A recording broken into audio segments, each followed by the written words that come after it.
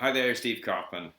Today I want to talk about getting to output. Now, obviously, you know that I'm a believer in input, developing comprehension, developing vocabulary, specifically passive vocabulary, at least initially. But eventually, you want to speak. Well, eventually, to speak well, you have to speak a lot. Until you understand well, it's difficult to speak a lot. But there are things you can do, and of course, there are language exchange sites. You can find language partners. At Link, we have an exchange where you can talk to native speakers.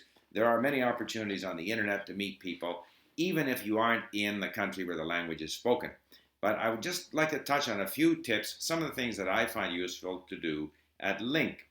First of all, when I read a text where we have the audio and we have the text, I save words and I save phrases. All right, now, one thing we can do to liven it up because we want to mine this material for words and phrases that we can use.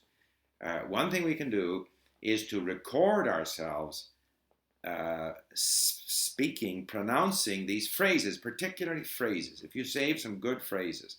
Now, on the link page on the right hand side, there's a list of all the words and phrases that you have saved. But to isolate the phrases, you need to go to the vocabulary page, and then there's a little button that you can click on which says only phrases or something like that, phrases only. Now that'll bring up all the phrases you have ever saved, but there's also a filter there that allows you to filter by creation date, so that if you then click on, by creation date, the most recent phrases that you have saved will show up there.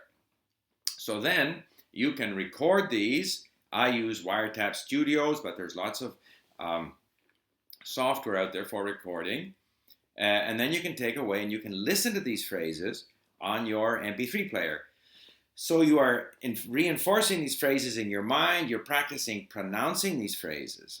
And then you can review them in flashcards. And in the flashcards, they have text-to-speech for each of these phrases at Link in most of our languages. I find that for individual words and phrases, text-to-speech is very helpful. And so then you might be able to correct your pronunciation. You might even want to redo your recording of them. So that's one thing you can do. Another thing, while we're on the subject, sometimes you have things that you want to express or you want to develop vocabulary in a particular area. Another thing you can do is to find, say, material in your own language on the internet, put it into Google Translate. That'll translate it into the target language. You can then import that as a lesson into Link.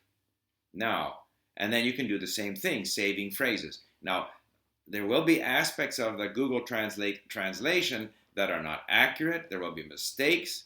However, I find that it's quite good enough in order to acquire specific vocabulary, specific phrasing for a particular area. So if it's medical terms or economic terms or simply how to express certain, why, therefore, because, from my point of view, if you put all of those in some text that you grab from the internet or which even you create yourself in your own language, translate it into Google Translate, bring it into Link, and then go through and do the same thing as I suggested.